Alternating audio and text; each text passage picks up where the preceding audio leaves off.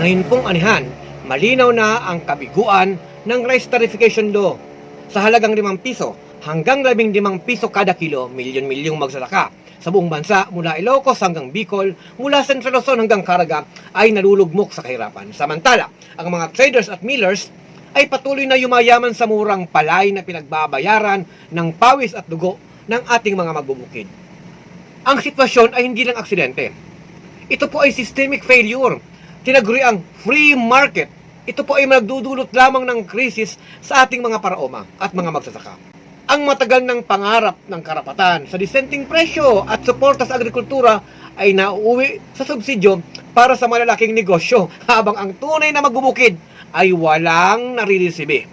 Dahil dito, panahon na para ibasura ang Rice Tarification Law at panahon nang ipatupad ang Rice Industry Development Act na magbibigay ng makaturuang presyo sa palay, suporta sa mga magsasaka sa pamamagitan ng subsidyo, programang pang-agrikultura at proteksyon laban sa abusadong trader at middleman, at lahat ng estratehiya para sa self-sufficiency at seguridad sa pagkain ay mabibigay. Ang ating mga magsasaka ay hindi dapat nagiging biktima ng batas pabor sa iilan. Panahon na para ituwid ang direksyon ng ating agrikultura para sa kapakanan ng bayan, hindi para sa tubo ng malalaking kumpanya. Kaya kilos na bago pa tuluyang malugmok ang ating mga bukirin.